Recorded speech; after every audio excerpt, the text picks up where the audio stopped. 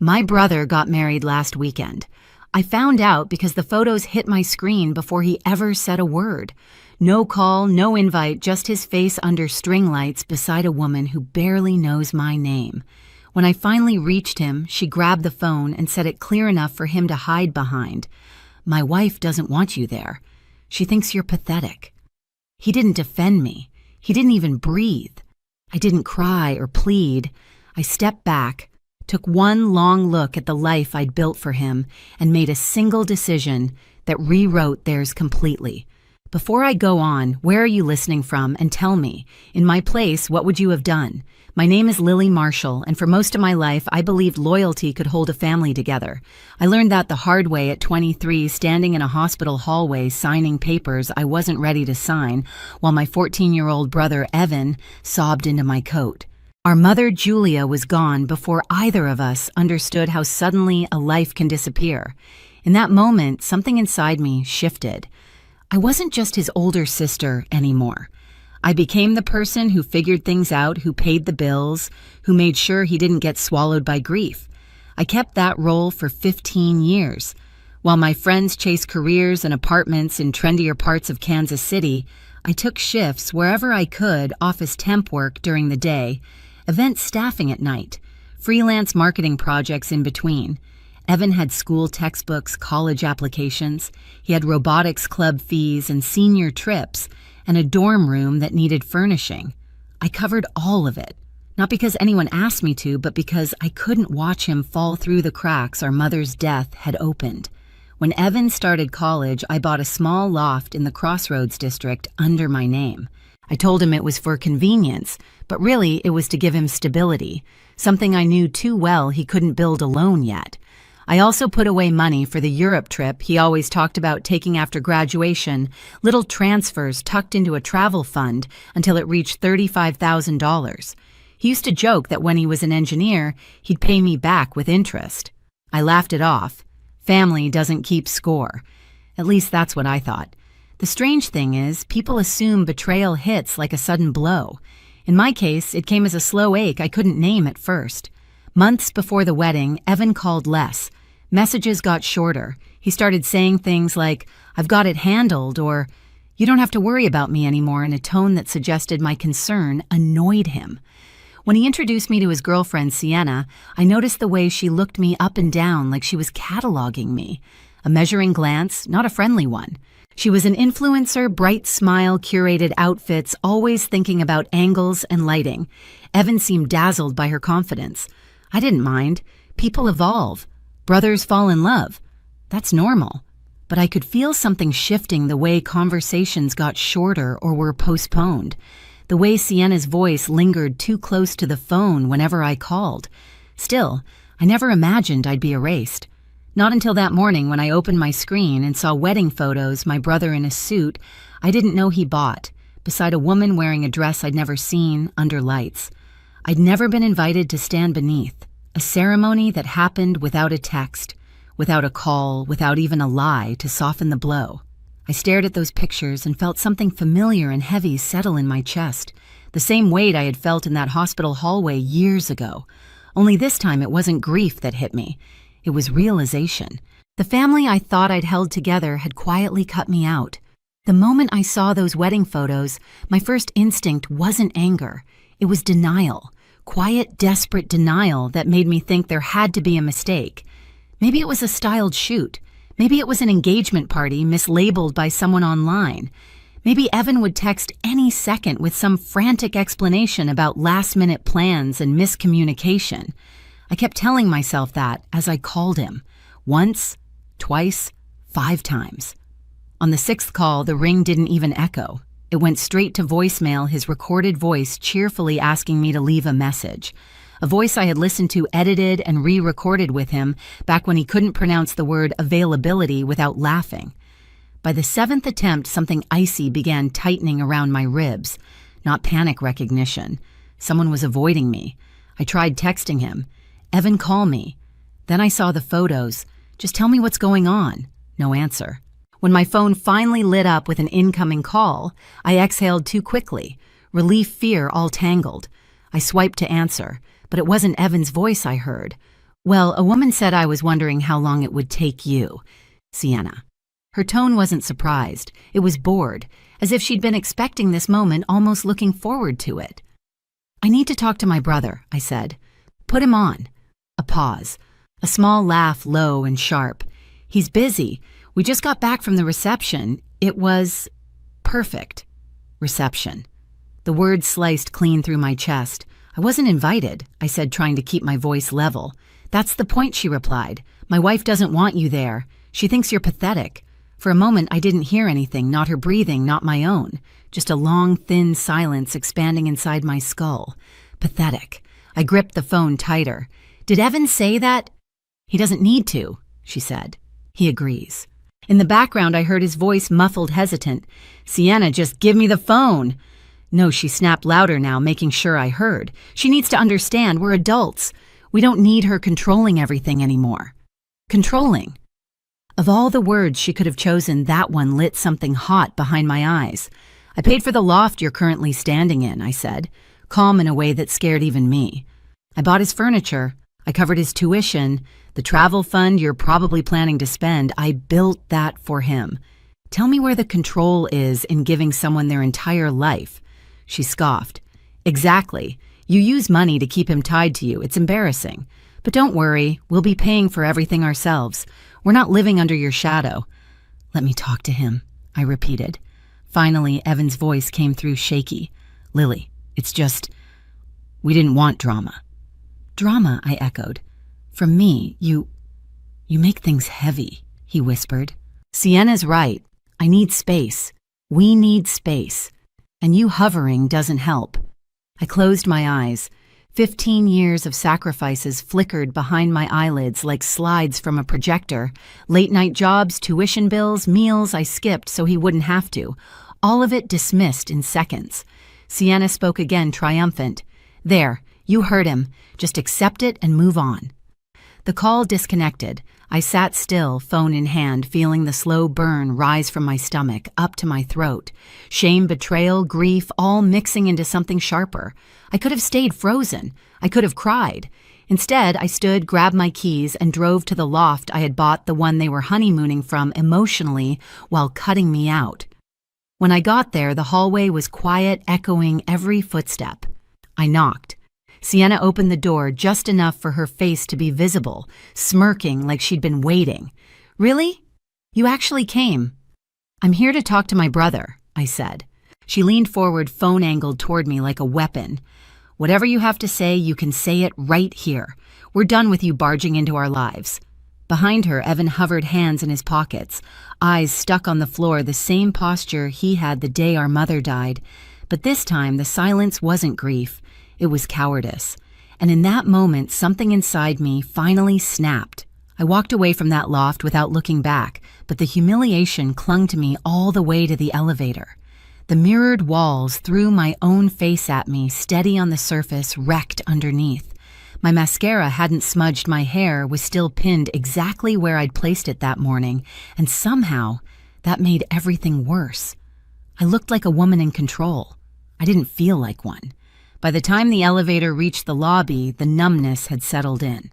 Not the kind that softens pain, this was the kind that freezes it in place, preserving it long enough for it to transform into something else, something sharper. Outside, the evening air was warm, carrying the faint hum of traffic and the echo of distant music from a rooftop bar. I stood beside my car for a long moment, breathing slowly, until my pulse steadied. I wasn't crying. I wasn't shaking. I wasn't falling apart, but something had collapsed inside me, a structure I had spent 15 years holding upright without anyone noticing.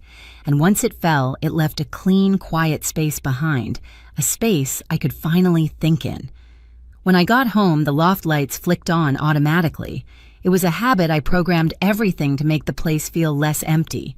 It didn't help tonight. The rooms looked hollow, like the inside of a shell someone had abandoned.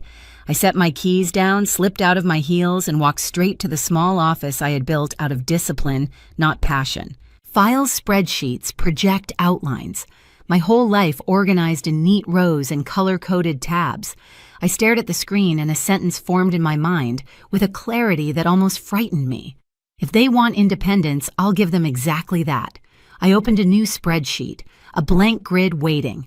Row by row, I began listing everything I had ever taken on for Evan.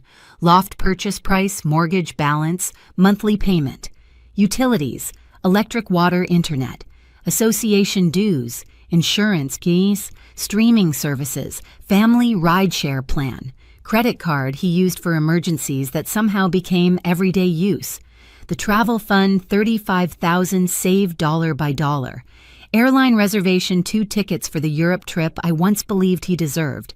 I didn't write any commentary, no labels like sacrifice or gifts, just the numbers cold and neutral. When the full picture came into view, a strange calm washed over me. I had built a safety net so wide and so strong that he'd mistaken it for the floor beneath his own feet, and now he resented me for it. The irony made me laugh, a small, humorless sound that barely filled the room. I picked up my phone and scrolled to the contact I rarely used, except for legal questions about contracts, Maya Lopez. Maya wasn't a close friend, but she respected facts the same way I did. She didn't care about family politics or emotional history. She cared about documentation and ownership. She answered with a groggy Lily. "Everything okay?" "No," I said. "But it will be. I need to know something." I read her the list, every asset, every account, every monthly payment. "Do I have the right to unwind all of this?" I asked.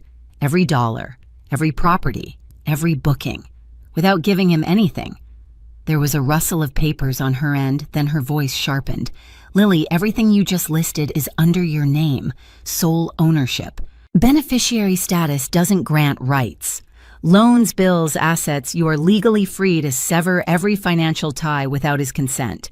The calm in my chest solidified. "Good," I said.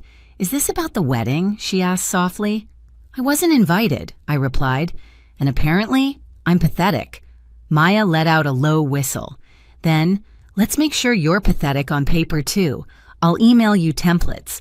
When we hung up, the inbox started filling forms, steps, instructions. I printed everything and stacked them neatly. Then I sat back in my chair. Collapse wasn't the end of a structure, it was the clearing of space. And I finally knew what I was going to build in that space. Morning came without my permission. I hadn't slept. I'd only shifted between planning and a strange crystalline calm. The sun slipped through the blinds in thin lines, striping across the documents I'd organized on my desk. Forms, statements, instructions, a quiet arsenal. At 9:01 a.m., I made the first call. "Airline customer service. How may I assist you? My name is Lily Marshall," I said. "I need to cancel a reservation." I read the confirmation number off the printout. 2 premium tickets to Europe months from now, purchased with the naive hope that my brother would finally take the trip he'd dreamed about since he was 16. "Reason for cancellation?" the agent asked. "Plans changed," I replied. I didn't explain that the woman who called me pathetic planned on using those tickets for her honeymoon, that she had stood in the loft I bought, surrounded by appliances and furniture I selected, and told me with full confidence that they didn't need me anymore. The agent clicked through her system. "You're eligible for a 60% refund and a credit for the rest." "Should I proceed?" "Yes," I said. "Proceed." I hung up and watched the inbox refresh. A refund confirmation appeared. Honeymoon canceled. The first domino fell with no fanfare. No guilt. Just the soft thud of inevitability. Next was the education and travel fund. I opened the investment portal, 2-factor authenticated, and stared at the balance, $35,000. I remembered every deposit. $50 one month, $500 the next, a surprise tax refund in April. Money I had set aside so Evan could see Paris touch the stone walls of Florence, wander through a world he'd only seen on YouTube. I clicked, withdraw all. A warning popped up, penalties, taxes, early withdrawal fees. I confirmed anyway. My phone buzzed immediately, a text from the investment firm. Transfer initiated. Funds will post within 5 business days. The second domino dropped. I closed the browser and reached for the mortgage file. The loft was next. I dialed the number for Reed Thompson, the realtor who had helped me purchase it 4 years ago. Reed was quick, efficient, and ruthlessly honest, exactly what I needed. "Lily," he answered. "Long time. "What can I do for you? I need to sell the loft," I said. A pause. "You want to sell it?" "I thought you bought it for your brother." "I did," I replied. Circumstances changed. Reed didn't ask for details. He respected boundaries in a way my own family never had. Well, he said, already shifting into business mode, Crossroads is hot right now. Units like yours are getting offers within hours. If we list today, we can probably lock a buyer by the weekend. "List it," I said. "No staging, no waiting, you got it. I'll send the paperwork." The digital documents arrived within the hour. I opened them, skimmed the terms, and clicked sign. My signature appeared crisp and confident, a stark contrast to the exhausted woman behind the screen. By noon, the loft was officially on the market. I sat back feeling the faintest tremor of satisfaction. If Sienna wanted independence, she was about to experience the full definition. The first call from the building manager came that afternoon. "Hi, Ms. Marshall. I need to confirm, did you authorize the sale of Unit 5C? Yes." Another pause. "The current occupants that weren't aware." "That's not my responsibility," I said. "All documentation is under my name. Please proceed with whatever notices are required." The manager exhaled slowly as if he understood only half the story, but enough to stay out of it. "We'll handle it." I thanked him and ended the call. I imagined the scene unfolding in that loft, Sienna pacing Evan, confused papers in hand, realizing that the ground beneath them wasn't theirs, that it never had been. They had wanted freedom from me. They were getting it. That evening, Reed called. "You're not going to believe this," he said. "We already have 2 offers. 1 cash. Well above asking. Take the cash offer," I said. "You sure usually take it." He accepted on my behalf. The sales started closing within 24 hours. I didn't tell Evan. I didn't warn him. He hadn't warned me about the wedding. Fair was fair.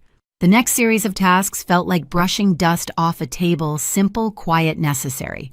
I logged into the utility portal and transferred all accounts out of my name, effective immediately. Then the streaming accounts. Password changed, profiles wiped clean, the phone plan, removed his device from the family plan, credit card, canceled the authorized user. Every click was a boundary being drawn, a clean line replacing 15 years of blurred ones. When the last task was done, I stood in the kitchen staring at my hands. They didn't shake. I drafted a text. Not long, not emotional, just the truth stripped clean. "You wanted independence. You have it now. Do not contact me again."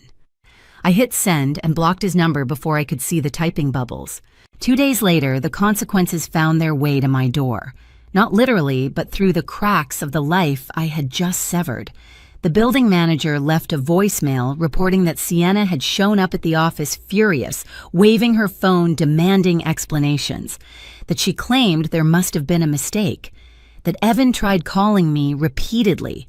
Their calls never reached me. Then Reed emailed to confirm the buyer's deposit had cleared. Closing would be in 10 days. Evan and Sienna would be legally required to vacate. I imagined the moment the notice hit their door, Sienna's indignant gasp, Evan's stunned silence, 2 people who had mistaken generosity for entitlement. But I felt no triumph, just clarity. You cannot cut someone out of your wedding and expect them to keep building your life for you. The following week, Reed sent a final update. Closing complete. The email read, "Funds have been transferred." I stared at the number, a sum that represented not just money, but closure. The loft was gone. The honeymoon was gone. The financial lifeline was gone. And for the first time since I'd seen those photos, I felt the tightness in my chest loosen.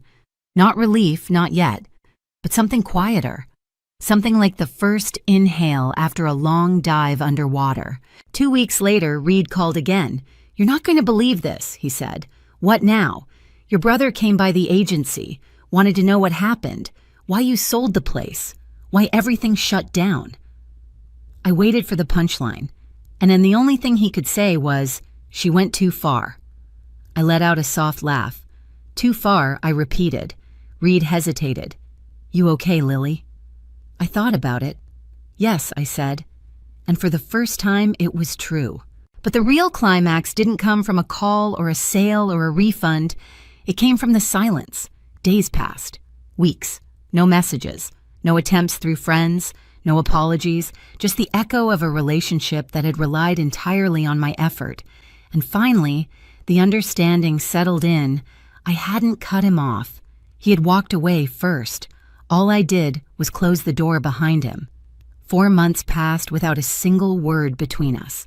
My life didn't fall apart the way he must have imagined. It got quieter, sharper, steadier. I earned a promotion at work, moved into a smaller place that actually felt like mine, and booked a solo trip to Yellowstone just because I could. Silence, it turned out, could be a kind of freedom. Then one afternoon, an unknown number called my phone. I almost let it ring out, but something made me answer. Lily. Evan's voice was wrecked, thin, cracked, nothing like the man who told me he needed space. He explained everything in broken pieces, how Sienna had burned through their savings, chasing brand deals that never came, how the honeymoon cancellation humiliated her publicly, how losing the loft left them scrambling for short-term rentals. And then the final blow, she'd left him for someone with more opportunity, taking half their debt with her. I have nowhere to go, he whispered. Can I stay with you? Just until I get back on my feet. I didn't raise my voice. I didn't scold him. I simply breathed in, once, slow and full. No, I said. You wanted independence. Live it. Then I hung up and blocked the number. I didn't feel triumphant when I set the phone down, just steady the way a door feels when it finally clicks shut after hanging crooked for years. My world is smaller now, but it's clean. I wake up without that quiet dread of who might need saving next. I hike on weekends, cook for one, and fill my home with things I actually chose for myself. Cutting him off wasn't revenge, it was survival. If you've ever had to draw a hard boundary with family, you're not alone.